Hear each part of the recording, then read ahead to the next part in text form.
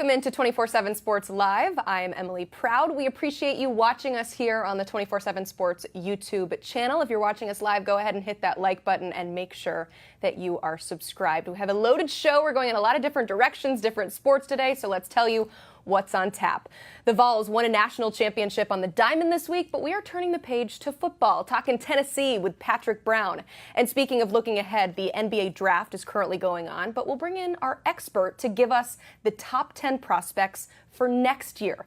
Plus, a Future 50 event preview with Tom Loy and the highly anticipated College Football 25 video game. It's coming out next month, and we are learning a little bit more about it this week. So let's start there.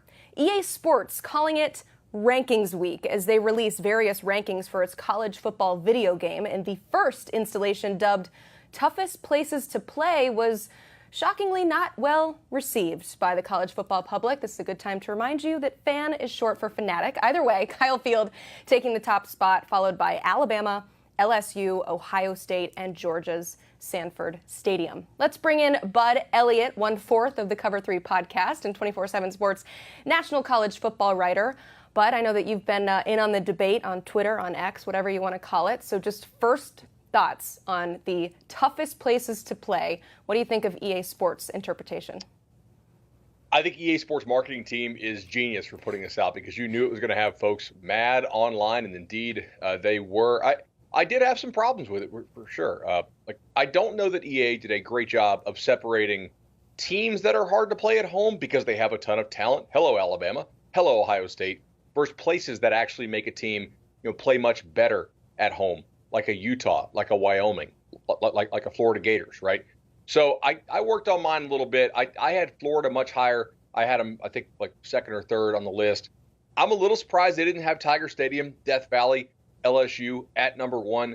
I get the Kyle Field top 10 love. To me, there's probably 16 or 17 places that are really, really hard to play at when a team is good. It is hard to rank order them. I think they could have done a little bit better, though. Yeah, it's tough. You look at home win percentage. Obviously, Alabama's going to be fantastic, but you can also make the argument that at one point in their recent past, they had to incentivize students just to stay for the entire game. So it depends on what kind of system that they're working with. But ultimately, this is all about impact on the video game, not necessarily the most fun venue. So where will this rankings show up when we get to play this video game? So when I got to play the video game about a month ago now, because I live here in Orlando, so EA invited me over for the preview day, it is noticeable if you are playing with a talented but inexperienced player, maybe a player who doesn't have a lot of experience or awareness, especially at quarterback, he might have a little shakiness of the controller, maybe a little extra vibration. Maybe not all the routes will show up. Maybe you call for that hot route. Maybe you say it. Maybe the receiver, maybe he's a freshman or something, low awareness score. Maybe he doesn't hear it. So EA really tried to endeavor to make experience and maturity of players matter an awful lot in this game. And so if you go play in a hard environment, just like in real life, you're not going to take a bunch of freshmen, even if they run real fast, into a Death Valley, into the swamp, and come out feeling pretty good. That's the same experience you're going to get in the game. Sorry, but that is so cool. It is so similar to what the actual real-life college football game is. It's just amazing that they've gone through this much detail to make sure that it's as real life as possible. They're calling this Rankings Week, so that was not the only rankings that they put out. Today, releasing the top offenses and top defenses, and once again, causing quite the storm online. Top offense, let's start there. It is Georgia. Not sure if there's much debate with there, but where do you have issues with this overall top offenses list? So before I launch into this diatribe, I want to say, just as you will, I'm going to play the heck out of this thing. It's going to be awesome. I already have played it. I love it. But they are pretty lucky they get to do 2 or 3 rankings updates because they're going to need them. I don't have any problem with Georgia at 1. Obviously, Oregon at 2 makes a heck of a lot of sense. NC State at 16th? Y'all, just getting from 100th to 40th would be good. Colorado at 8? Shador's good. Travis Hunter, when he plays offense, is good. A couple of other receivers are good. The offensive linemen are still really not good. And the tight ends are non-existent. And the backs are nothing special. If you want to slip Colorado in at 25th or something, I get it. But from an efficiency standpoint, they were terrible last year. That was just a high volume, very low efficiency offense. Mike Gundy's Oklahoma State Cowboys? they're not ranked. Like every single person on that offense returns. What are we doing here? Tennessee's not ranked. Like Tennessee, I love their receivers. Nico's a prodigy. If the offensive line stays healthy, like are we pre-assuming injuries here in this ball game? Like, so to me, those were pretty egregious. Utah, like did Cam Rising just get like a skill transplant as well in addition to winning the year he took off? I don't know. Like I'm still going to play this like crazy, but I kind of wish EA ran a sports book because we would be able to retire and off betting these things. Whew. Well, you did give them the benefit of the doubt by mentioning that there are ratings updates. So what it is right now in July when the video game is officially released is not necessarily what it's going to look like at the end of the year. So that takes me to the defensive side of the ball, Ohio State taking the top spot there. When they do these ratings, where do you think they're going to have to make the biggest adjustments once they watch these teams play this fall? I kind of think EA has access to a transfer portal that I don't know about because they have USC's defense 16th. Like, yes, they have improved coaching. Getting rid of Grinch is probably a good move. They stole UCLA's defensive coordinator, D'Anton Lynn, but they also failed to bring in any impact bodies on the defensive interior. I'm very, very skeptical that USC is going to go from like 104th in my ratings to 16th overall in defense. Colorado shooting up to a top 20 in defense. I have them improved. I don't have them improving into the top 20. Like, what are we doing? And then on the flip side, Nebraska unranked. Like, every single team that they had, like Colorado, USC, Carolina, Florida, Oklahoma State, they would trade defenses with Nebraska in an instant. Iowa has the oldest defense they've ever had, like BYU level old, and they're not top 10? Like, what are we doing? Like, you guys don't think Iowa's going to be a top 10 defense when everybody's old enough to rent a car? A lot of changes here. Ole Miss doesn't have a top 25 defense according to EA. Like, Ole Miss broke the bank in the transfer portal. We don't think that's going to work. Tennessee's defense not rated. I don't know. I have some thoughts. Well, I guess I just said the thoughts. You have some thoughts. This is wonderful. No, we appreciate you giving us some thoughts. Defense. LSU, what are they? LSU, 18th in defense. Like the team that missed everybody they wanted in the transfer portal is all of a sudden 18th. Cool. All right. I like the positivity with both USC and LSU. I know that was a big point of contention in the offseason to try to upgrade those defenses. And according to EA Sports, job well done. We'll see what happens this fall. But just real quick, let's end on a high note. It's fun to have these debates, especially in the month of June when we're dying for some sort of content. But overall, you played this video game. You've studied everything that's gone into it. What did EA Sports get right with College Football 25? I mean, I thought they get so much right, and they should because they've had about a decade to work on it. They really went with the mantra that everybody's favorite or everybody's team is someone's favorite, right? I just botched that. Every team is someone's favorite team, and they really took the time to work with each school to make sure that school's traditions, as best they could. Like, obviously, some songs are copyrighted that you can't get in there. But for the most part, they really got each school's traditions. They got the colors right. Like, they got the right song you play after a certain thing happens. I think the inflection points in the game make a whole lot of sense. They also have 134 different playbooks. And, yeah, I think there are, like, kind of just maybe 10 or 12 unique ones that they tweaked somewhat. But that is actually how things work in real life, too. I mean, there's only so many trains of thought to have here for playbooks. But I just think the customization for each school is really unique. All around, it just sounds like a college football fan's absolute dream. I'm excited to get my hands on it. Jealous that you've already played a little bit, but I'm sure that it's going to be a pretty fun month, and we appreciate you coming on and telling us all about it. You can hear more of Bud's thoughts on the Cover 3 podcast. Definitely be sure to listen to his summer school series where he does an in-depth breakdown of nearly every major program from across the country. You can listen to the Cover 3 podcast wherever you get your podcast. The Future 50 event will be taking place this weekend in Bradenton, Florida, and the number one player in the class of 2026, quarterback Faizon Brandon, will be in attendance. Our director of scouting, Andrew Ivins, gives us a little taste of what makes him such a can't-miss prospect.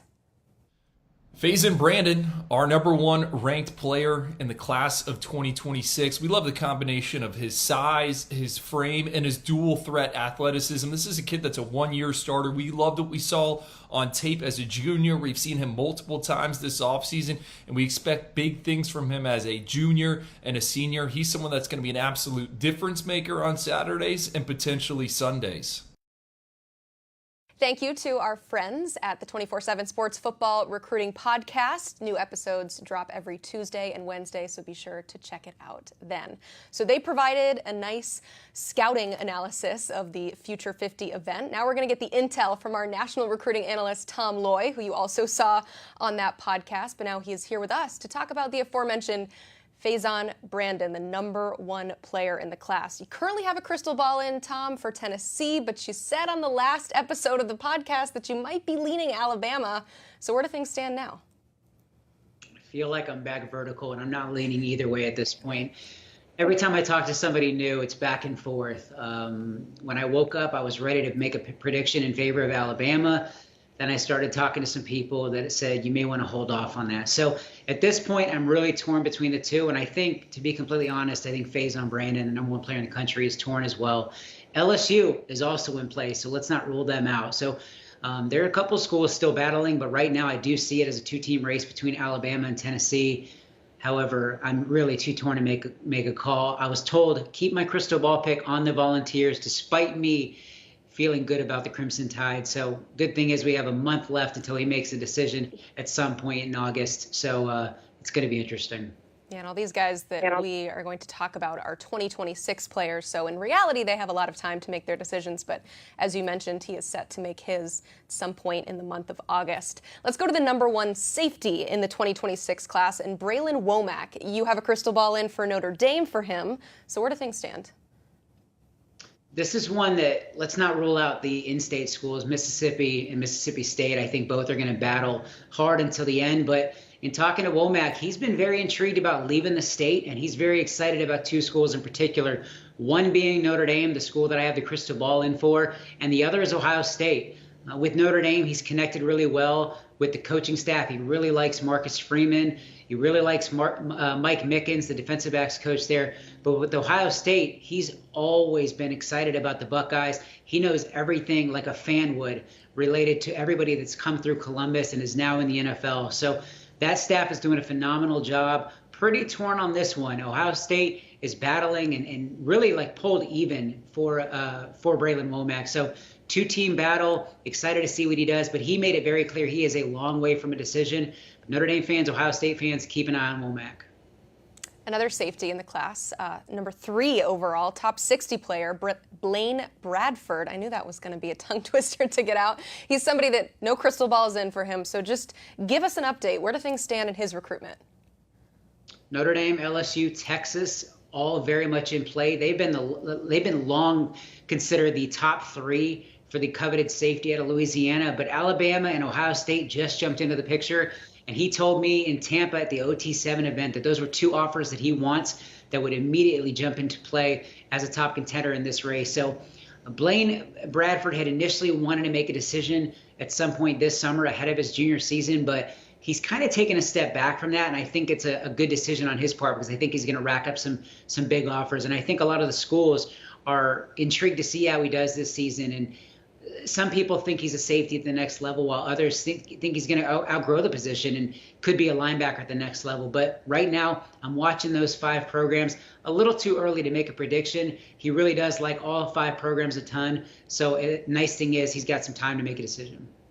You have made a prediction about the next prospect I'll ask you about, Cedarian Morgan. He's top 20 player nationally, one of the top wide receivers in this 2026 class. You have the crystal ball in for Alabama. So where do the Tide stand and where does everybody else stand in this recruitment?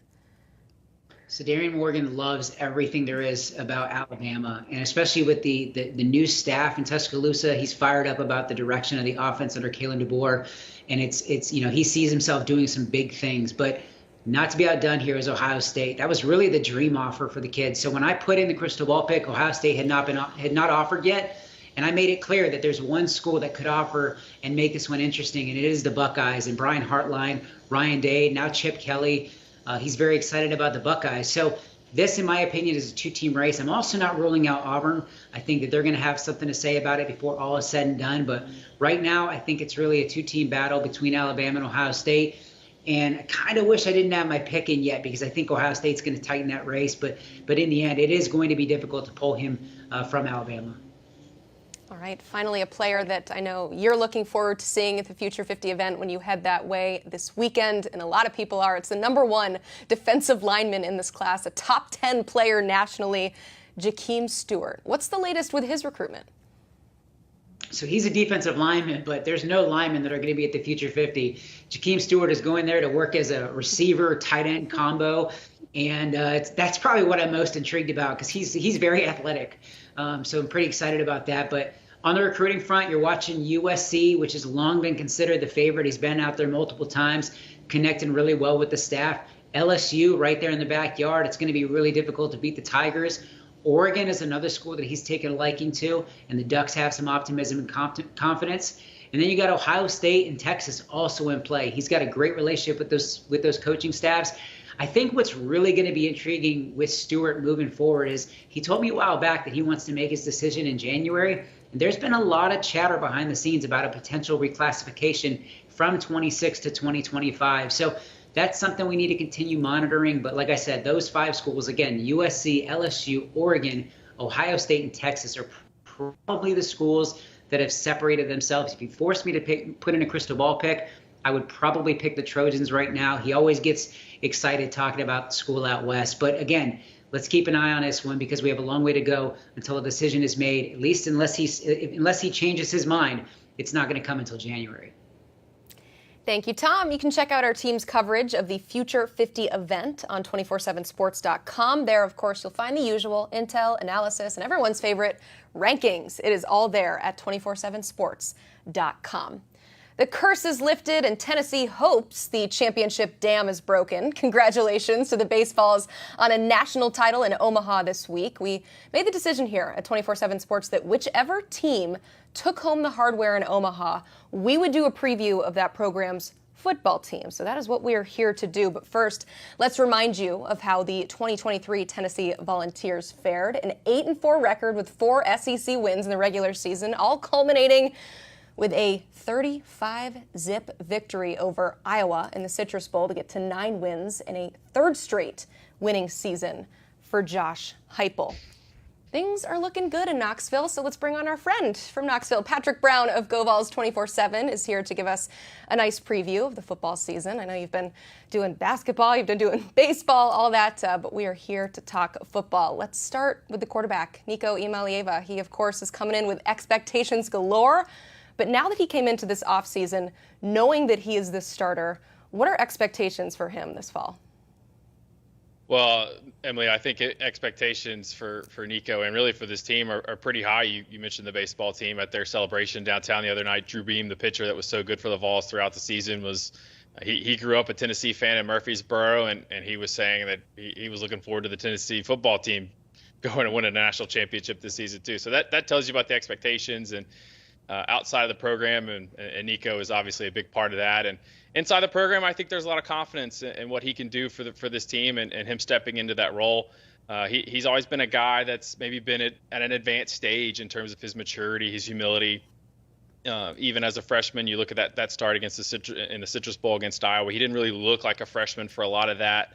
There'll be some growing pains and some things he'll have to learn. We still have to see how he's going to play on the road, and how does he respond when Tennessee falls down 14-0 in a game or something like that. So, but I think Josh Heupel, Joey Halsley, and the staff have a lot of confidence in him. He's been in the program now for about 18 months, so he knows his teammates really well. He's been a good teammate. He's been humble. He's been a hard worker.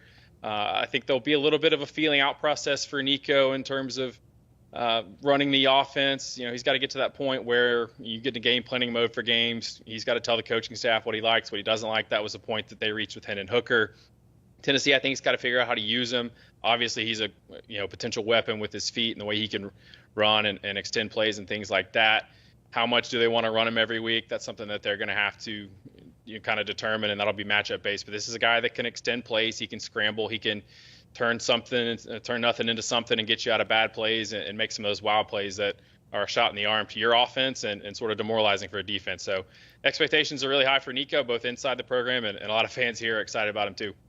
Yeah, we saw him making moves with his legs in the Citrus Bowl. 3 rushing touchdowns, but of course Vols fans want to see him throw some passes through the air, but who he is passing it to is still a big question mark. I know depth was a big issue at wide receiver last year. Injuries, of course, exposed that tremendously. So where are things looking in the wide receiver room this year?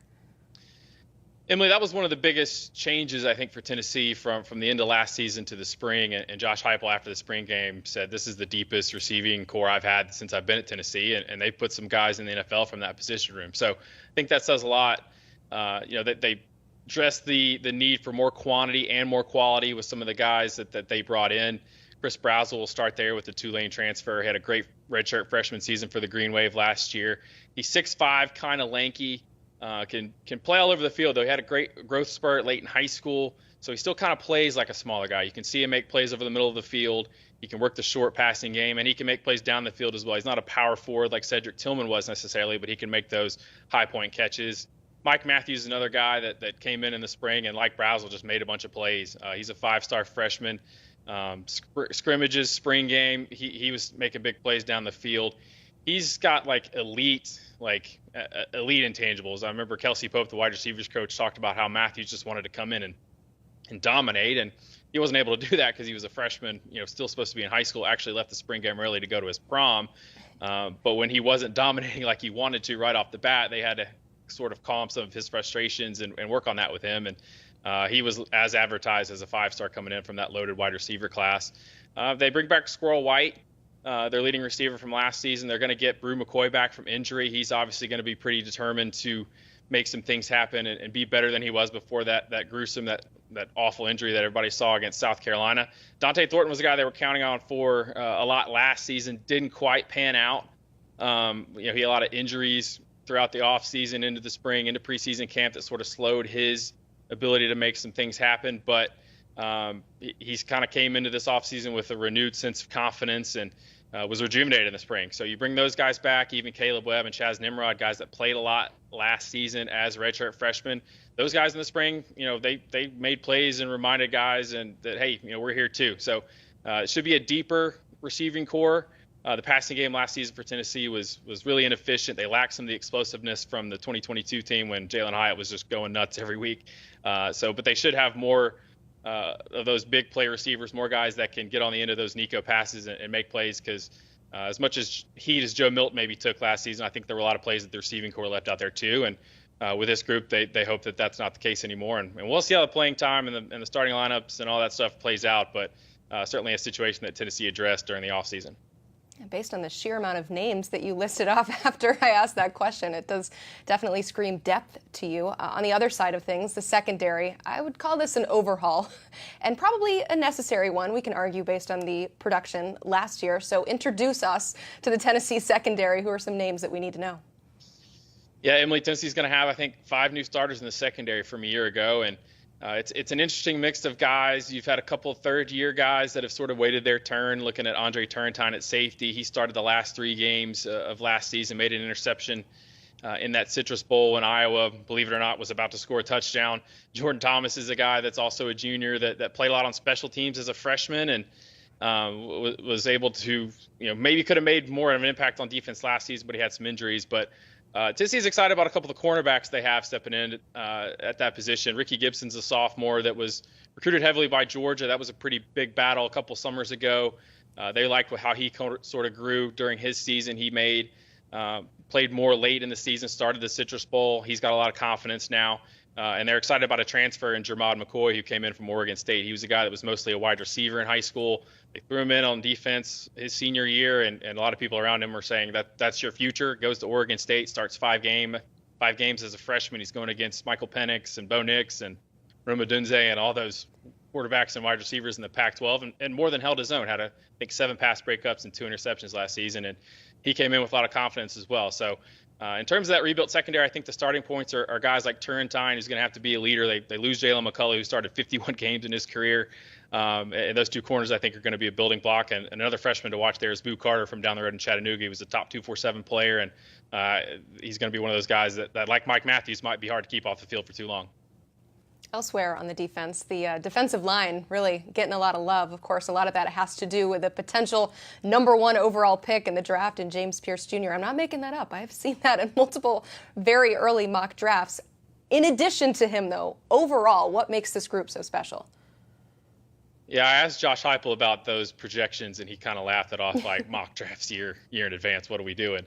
But if you're Tennessee, I think you can go into every game this season feeling good that you can win based on two things. One is Nico, and I think the other is this defensive line because it has the potential to be really good. Go back to the spring, I think after like the second or third practice, Tim Banks, the defensive coordinator, comes out and was like, yeah, we should have the best defensive line in the country. And Banks is not really a huge coach speak guy, but that was really out of character for him to go out and make such a proclamation. But you look at the personnel, you look at the position coach and Rodney Garner, and it's on the table. And I think that's a standard that group is behind the scenes is chasing this offseason. You mentioned Pierce. He's sort of the headliner, the superstar, was an all-SEC sophomore last year. Great breakout season.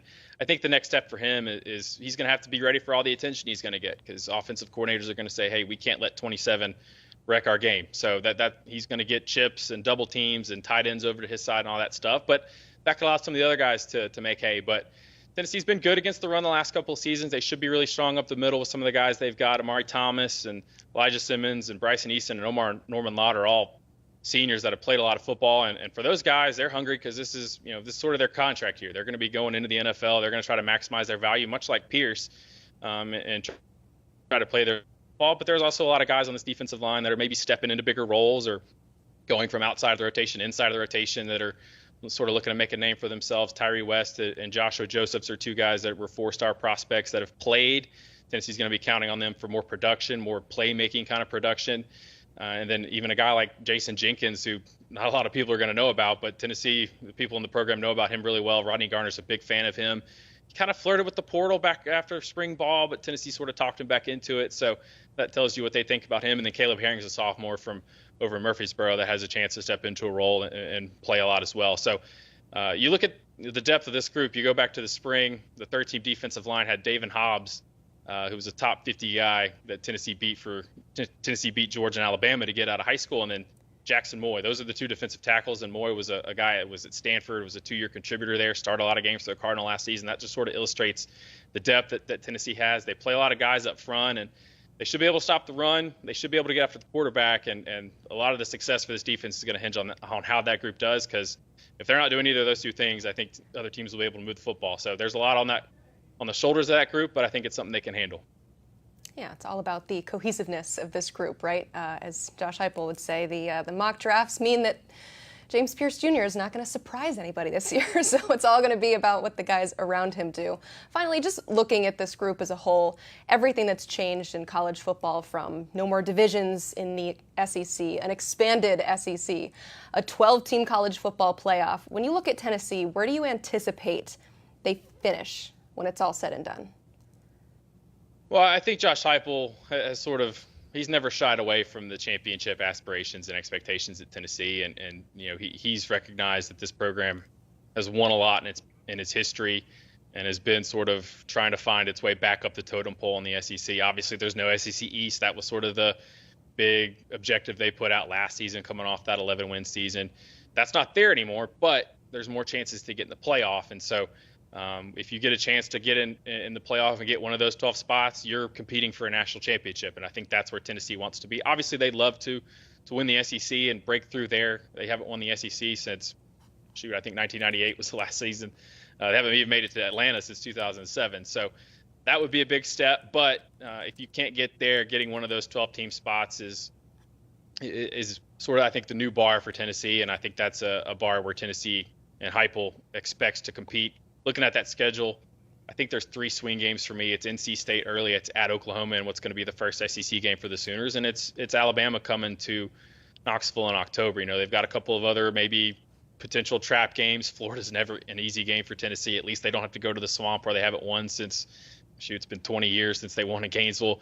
Arkansas, for a team that's not played well on the road for the most part under Josh Heupel, any road game could be tricky, and maybe Arkansas is one of those. But they get NC State in week 2. NC State's got a chance to be pretty good on defense. They've obviously retooled that offense, so that'll be an early test to see how good they are.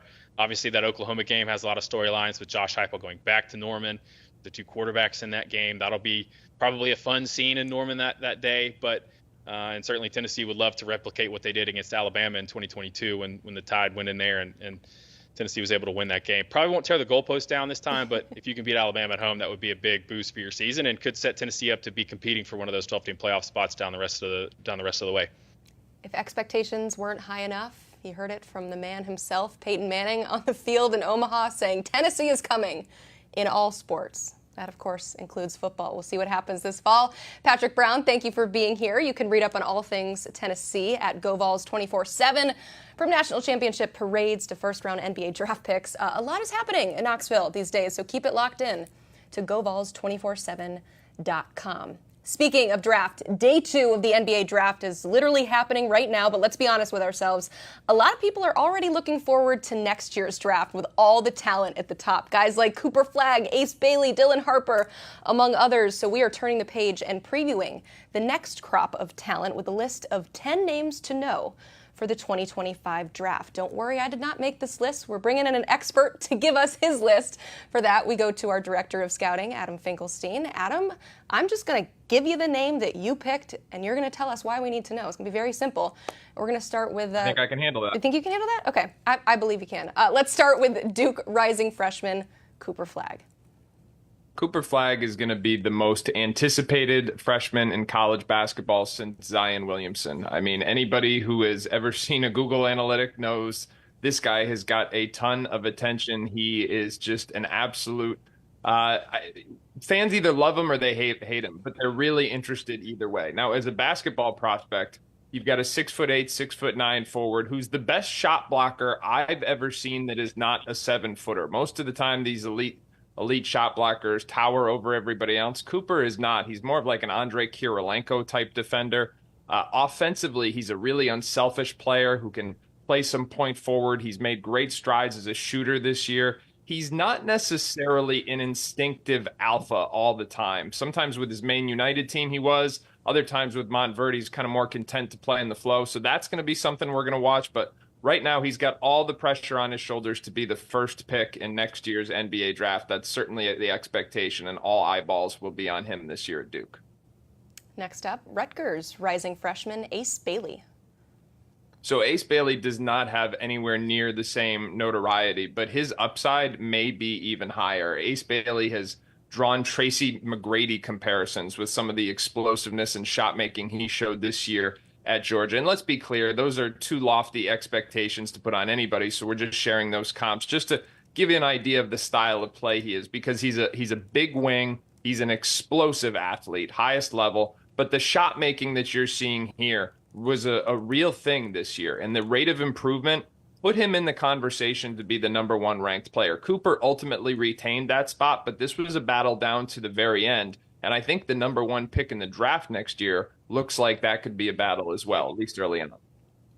For those keeping track at home, we have a Zion and a Tracy McGrady reference. So this is high praise for these young prospects. I got Kirilenko in there too. Yeah, we're just throwing out all the great recommendations. But this is why we're excited about this class, is because it becomes highly regarded. So let's move on to third prospect here. French phenom is what I'm calling him, Nolan Traore. So Nolan Traore is the name outside of college basketball that is most intriguing to NBA decision makers right now. This is a 6'5" point guard who just turned 18 years old. He had a really good showing at the Nike Hoop Summit and then an outstanding showing at the EuroLeague Adidas Next Generation Tournament. He went for 45 points, and that really put scouts on notice. He was already someone that scouts knew about, was already projected in a lot of these way too early mocks. Let's be clear about that. Nothing is a guarantee, but that 45-point performance, that was really eye-catching for a lot of people. So right now he has got a lot of early buzz, and certainly someone that scouts are going to invest a lot of time in investigating throughout the course of the next year. We have another Rutgers rising freshman to discuss, and that is Dylan Harper. Dylan Harper, a player who was previously the number 1 ranked prospect in his national senior class prior to Cooper Flagg's reclassification. We are talking about a jumbo lead guard, the son of former Chicago Bull Ron Harper. His older brother, Ron Harper Jr., starred at Rutgers before him. So with terrific positional size at just under 6'6" and a big wingspan, a strong body, and just the type of feel for the game that you really can't teach. Dylan Harper has got a lot of physical metrics and mental attributes that are going to resonate with NBA scouts. If he proves that he's a knockdown shooter this year at Rutgers, I think you're going to see NBA scouts absolutely fall in love with him. How about Baylor rising freshman VJ Edgecombe? Yeah, so if you watch the draft, or you're watching it still, we're about 5 picks away from where Bronny may come.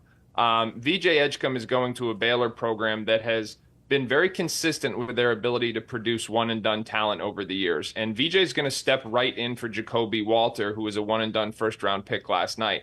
VJ is an explosive athlete. He was a prolific scorer last year at Long Island Lutheran. And then this year, he showed he was willing to kind of sacrifice for the greater good. Scored less, but really embraced the defensive end of the floor, developed his guard skills. And I'll tell you what, in the postseason All-Star events like the McDonald's All-American game, the NBA scouts were really effusive in their praise for him. So he's certainly someone that they are going to spend a lot of time early on digging into.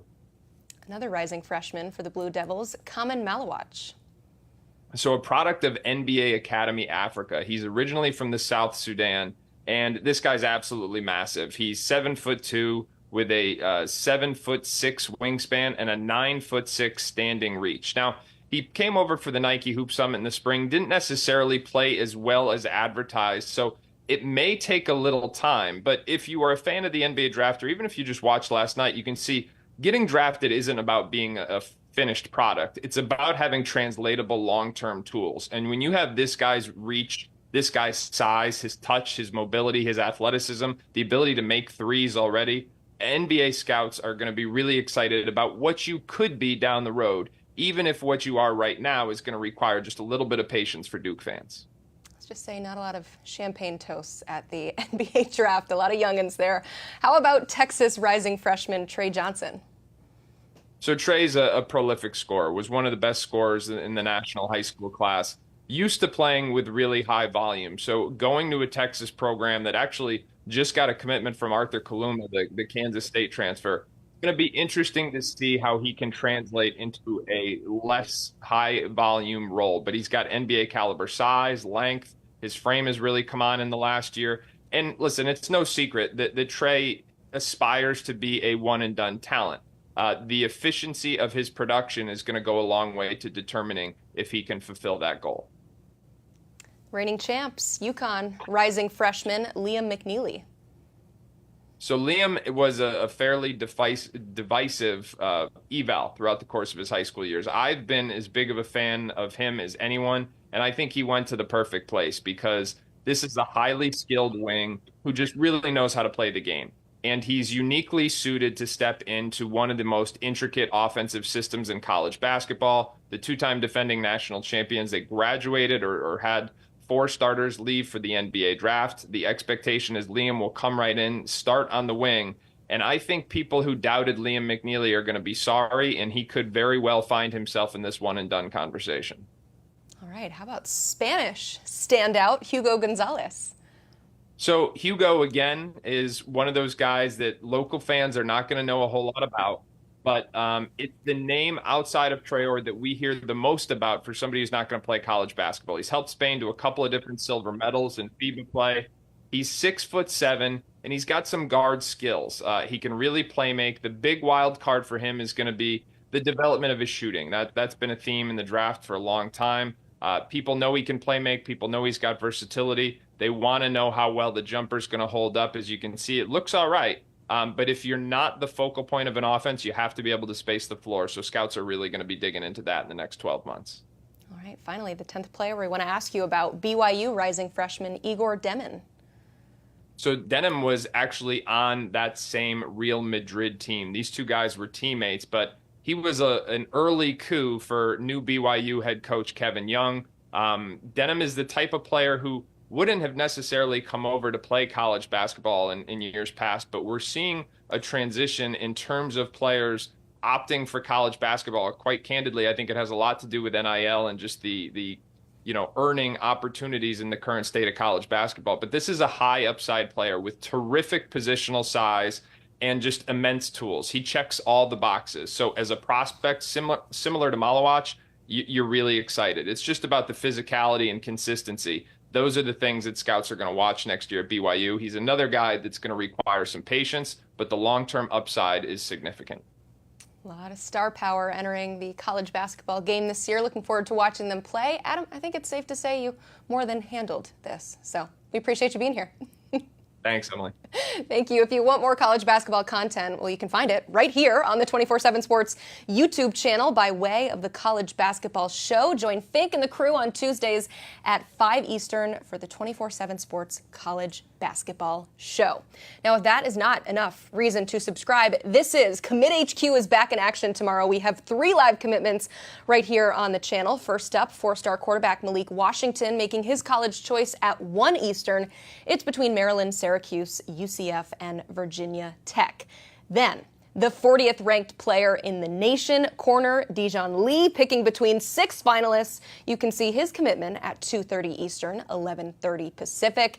And rounding out the day, it's California's Josiah Sharma. The defensive lineman is picking between Alabama, Texas, Oregon, and Washington. So tune in at 3 Eastern, 12 Pacific. Once again, make sure that you are subscribed to the channel. Turn on those notifications so you don't miss a second. This was 247 Sports Live. I'm Emily Proud. Thanks for watching.